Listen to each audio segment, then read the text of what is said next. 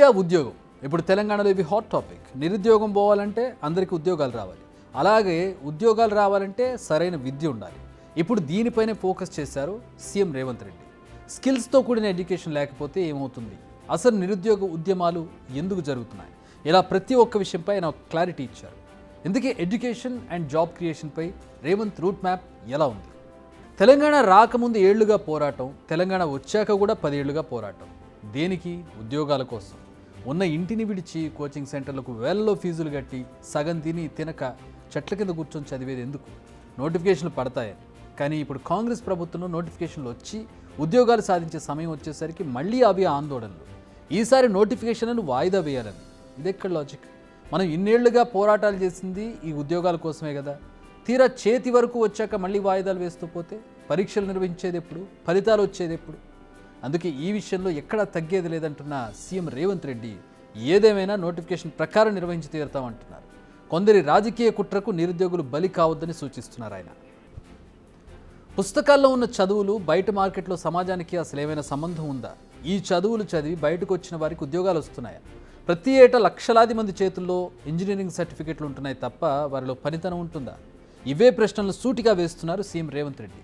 Quality ఎడ్యుకేషన్పై నిర్వహించిన సదస్సులో ఆయన పాల్గొన్నారు. ఈ సందర్భంగా ఆయన కొన్ని కీలక వ్యాఖ్యలు చేశారు. ఎస్టాబ్లిష్మెంట్ కోసము వాటన్నిటికి కూడా అనుకుంటున్నాం, మీ వైపు నుంచి సహకరించగలిగిన వాళ్ళు ఎవరైనా ఉంటే, లేదా మీకు తెలిసిన వాళ్ళు ఉన్నా కూడా వాళ్ళ వైపు నుంచి సపోర్ట్ ఇచ్చే విధంగా మీరందరూ ముందుకు రండి.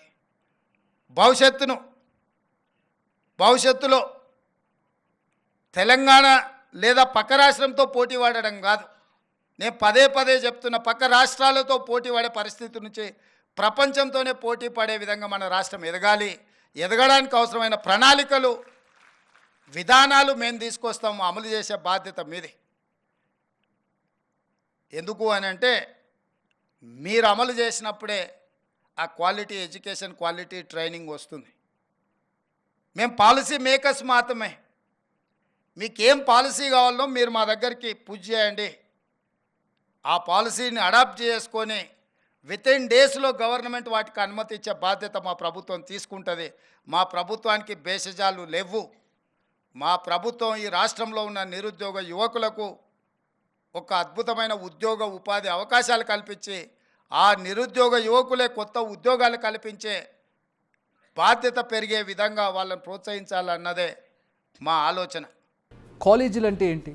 ఉన్నత విద్యతో పాటు ప్రపంచానికి తగ్గట్టుగా అవసరమైన స్కిల్స్ను తయారు చేసే సంస్థలు, విద్యా సంస్థలు. బట్ సాడ్ రియాలిటీ ఏంటంటే, ఇప్పుడు ఇంజనీరింగ్ కాలేజెస్ అన్నీ కూడా నిరుద్యోగ కర్మాగారాలుగా మారాయి. ఇదే విషయాన్ని చెప్పారు రేవంత్ రెడ్డి. ఇంజనీరింగ్ కాలేజీలన్నీ నిరుద్యోగులను తయారు చేసే కర్మాగారాలుగా మారొద్దు అని ఆయన అంటున్నారు. అంతేకాదు, ప్రపంచంలో అద్భుతాలు సృష్టించింది ఇంజనీర్లే అని, civil and IT engineering colleges focus చేయాల్సిన అవసరం వీటిపై ఉందన్నారు. ఈరోజు ఇంజనీరింగ్ కాలేజీలు అంటే నిరుద్యోగులను ఉత్పత్తి చేసే కర్మాగారంగా మారకూడదు. ఈరోజు 1,00,000 మంది మీ దగ్గరికి వెళ్ళి సర్టిఫికేట్ తీసుకొని ఎవ్రీ ఇయర్ బయటకు వస్తే 1,00,000 మంది నిరుద్యోగులను ఉత్పత్తి చేసే కర్మాగారంగా మన ఇంజనీరింగ్ కాలేజీలు మారుతున్నాయంటే, అక్కడ ఉన్న లోపాన్ని గుర్తించాల్సిన బాధ్యత మాతో పాటు మీ మీద సామాజిక బాధ్యత ఉన్నది అని నేను బలంగా నమ్ముతున్నా, విశ్వసిస్తున్నా. మీ ఇంజనీరింగ్ కాలేజీలు నిరుద్యోగ యువకులను ఉత్పత్తి చేసే కర్మాగారం కాకూడదు. ఉద్యోగ ఉపాధి అవకాశాలు కల్పించే, దేశ భవిష్యత్తును నిర్మించగలిగిన గొప్ప సంస్థలుగా మీ ఇంజనీరింగ్ కాలేజీలు ఉండాలి అని చెప్పి మా ప్రభుత్వం కోరుకుంటుంది. ఆ దిశగా మీకు కావాల్సిన సహకారాన్ని అందించడానికి మా ప్రభుత్వం సిద్ధంగా ఉన్నదని చెప్పి నేను ఈ సందర్భంగా తెలియజేస్తున్నా.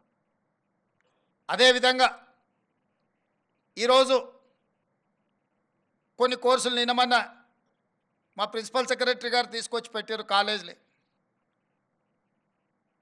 స్లైడింగ్ కానీ, అడ్మిషన్స్లో ఉన్న కొన్ని సీట్లను కానీ, ఆఫ్ క్యాంపస్ కానీ, లేకపోతే రకరకాల ప్రతిపాదనలు నా ముందు తీసుకొచ్చి పెట్టినప్పుడు తాత్కాలిక ఉద్యోగ ఉపాధి అవకాశాలకు అవసరమైన కోర్సుల మీదనే మీరు ఎక్కువ ఫోకస్డ్గా ఉన్నట్టుగా అనిపించింది తప్ప, ఈ దేశ భవిష్యత్తు నిర్మాణానికి అవసరమైన ఫ్యాకల్టీస్ని కానీ, అవసరమైన సబ్జెక్ట్స్ని కానీ మీరు స్లోగా అవి కనిపించకుండా కనుమరుగవుతున్నాయి.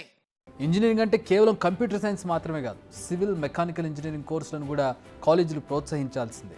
స్కిల్ డెవలప్మెంట్లో భాగంగా టాటా భాగస్వామ్యంతో 2,400 కోట్లతో ప్రభుత్వం ఐటీఐల రూపురేఖలను మారుస్తోంది. నిజానికి కాలేజీలకు విజన్ ఉండాలి. ప్రస్తుతం ఫార్మా, ఐటీ తర్వాత నెక్స్ట్ ప్రపంచాన్ని ఏలబోయేది ఆర్టిఫిషియల్ ఇంటెలిజెన్స్. సో కాలేజీలన్నీ కూడా ఏఐపై ఫోకస్ చేయాలని సూచించారు రేవంత్. ప్రపంచంతో పోటీ పడేలా తెలంగాణ రాష్ట్రాన్ని తీర్చిదిద్దాలని, అలా చేసేందుకు తమ సహకారం ఎప్పుడూ ఉంటుందని కాలేజీలకు సూచించారు రేవంత్. మీ అందరికీ నా విజ్ఞప్తి ఒకటే, ఇప్పుడు గ్లోబల్ సమ్మిట్ ఆర్టిఫిషియల్ ఇంటెలిజెన్స్ మీద మనం మాట్లాడుకున్నాం. నేనేం పెద్ద ఇంజనీర్ని కాదు, పెద్ద మేధావిని కాదు. కాకపోతే భవిష్యత్ అవసరాల గురించి మేధావులు చెప్పినప్పుడు విన్న దాంట్లో ఒక లాజిక్ని కనెక్ట్ అయితే ఆ లాజిక్తోని మనం ముందుకు వెళ్ళడానికి పొలిటికల్ ఎగ్జిక్యూటివ్ డెసిషన్ తీసుకోవడమే మా బాధ్యత. ఈరోజు ఫార్మా అండ్ ఐటీ తర్వాత ఆర్టిఫిషియల్ ఇంటెలిజెన్స్ అనేది దేశాన్ని, ప్రపంచాన్ని నడిపించబోతుంది. ఆ అవసరాలను గుర్తించి ఇండియాలో లీడ్ పార్ట్నర్గా ఆర్టిఫిషియల్ ఇంటెలిజెన్స్లో తెలంగాణ రాష్ట్రం ఉండాలన్న ఆలోచనతోని మీ దగ్గర చదువుకుంటున్న విద్యార్థులను ఆర్టిఫిషియల్ ఇంటెలిజెన్స్ వైపు మీరు వాళ్ళకి ఆ కోర్సులు కావాల్సిన విధానాన్ని మీరు తీసుకొని ముందుకు రండి. దానికి సంబంధించి మా ప్రభుత్వం ఒక స్పష్టమైన విధానంతో మిమ్మల్ని ప్రోత్సహించడానికి సిద్ధంగా ఉన్నదని చెప్పి నేను చెప్పదలుచుకున్నాను. లేటెస్ట్గా జరుగుతున్న నిరుద్యోగ సమస్యలపై కూడా రేవంత్ రియాక్ట్ అయ్యారు. 10 ఏళ్లుగా ఉద్యోగాలు భర్తీ చేయాలని కోరుతున్న యువత ఇప్పుడు పరీక్షలు వాయిదా కోసం కొన్ని రాజకీయ శక్తులు, కొన్ని కోచింగ్ సెంటర్ల నిర్వాహకులు ఆమరణ దీక్షలు చేయడంపై తీవ్రంగా స్పందించారు. ఇప్పుడు నేను డిఎస్సి పలానా డేట్ నాడు పెడతా అంటే లేదు మాకు చదువుకోవడానికి సమయం కాలేదు, దాన్ని కూడా కొంచెం వాయిదా అయ్యండి అంటారు. అరే రామ, 10 ఏళ్ళు నోటిఫికేషన్ రాలేదన్నారు, 2 ఏళ్ల కింద డిఎస్సి నోటిఫికేషన్ వచ్చింది, 2 ఏళ్ల నుంచి వాయిదాలు పడుతూనే వచ్చింది. ఈ 2 ఏళ్లలో పిల్లలు చదువుకోలేదా? మళ్ళీ ఇప్పుడు వాయిదా వేస్తే అదనంగా చదువుకునేది. మేమేం సిలబస్ మార్చలేదే, పరీక్ష విధానాన్ని మార్చలేదే మీరు నేర్చుకోవడానికి. అంటే కేవలం కొన్ని రాజకీయ శక్తులు, కొన్ని కోచింగ్ సెంటర్ల యజమానులు ఆన్ టైంలో పరీక్షలు అయిపోతే నష్టం జరిగేది రాజకీయ నిరుద్యోగులకు, ఎస్టాబ్లిష్ చేసుకున్న కోచింగ్ సెంటర్లకు. ఎందుకంటే ఏ పరీక్షలు ఆ పరీక్షలు అయిపోతే పిల్లలు ఈ ఉద్యోగం రాకపోతే వాడు ఇంకో దానికి వెళ్ళిపోతాడు ఆటోమేటిక్గా. కోచింగ్ సెంటర్ యజమాని ఆమరణ నిరాహార దీక్ష చేస్తా అంటారు పరీక్షలు వాయిదా ఏమని. నేను అడిగిన ఆయన హాల్ టికెట్ ఏముందో తీయరా, దేనికి రాసిండో పాపం మాట్లాడదామని. లేదు సార్, ఆయన కోచింగ్ సెంటర్ ఉంది, ఆయనకు 2 నెలలు పోస్ట్ పోన్ చేస్తే డిఎస్సి 100 కోట్లు లాభం వస్తుందంట, 2 నెలలు ఆయనకు 100 కోట్ల ఆదాయాన్ని మీరు దెబ్బతీసారట అని ఒక్క ఆయన గురించే చెప్పారు. ఇంకొక ఆయన దీక్షకు కూర్చున్నాడు. ఏందే ఆయన మన పార్టీలోనే ఉండే మనటి వరకు ఆయనేం పరీక్షలు రాస్తున్నాయనంటే, నువ్వు పార్టీలో ఏం ఉద్యోగం ఇవ్వలేదంటే సార్, ఇప్పుడు నిన్ను గిల్లడమే ఆయన పైన అంటే అందుకే ఆయన దీక్ష కూర్చున్నాడు సార్ అన్నాడు. ఇంకో పిల్లగాడు కూర్చున్నాడు, గాంధీ హాస్పిటల్లో చేరాడు. అరే పాపం, నాకు తెలిసినోడు ఆ పిల్లగానికి ఏమన్నా కానీ ఏం పరీక్ష రాస్తుండే, అవసరం అయితే స్పెషల్ కోచింగ్ అని ఇప్పిద్దామంటే ఆయన ఏం పరీక్ష రాస్తున్నాడు సార్, ఆయనకు లీడర్ చెప్పినట్టు నువ్వు చేస్తే బాగా పేరు వస్తుంది, నీకు నేను చూసుకుంటా పో అని. నిన్న మన 3 దీక్ష చేస్తే 3 గురించి వివరాలు తెప్పించినాను.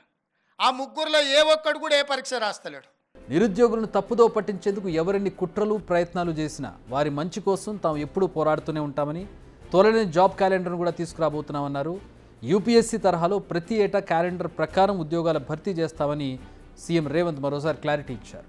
ఓవరాల్గా చూస్తే ఉద్యోగాలు కల్పించే విషయంలో తాము ఎక్కడా వెనక్కి తగ్గడం లేదని రేవంత్ క్లియర్గా చెప్తూ ఉన్నారు. అట్ ది సేమ్ టైం ఉద్యోగాలు సాధించాలంటే సరైన స్కిల్స్ నేర్చుకోవాలని, ఆ స్కిల్స్ను నేర్పే కాలేజీలు పటిష్టంగా ఉండాలని చెబుతున్నారు.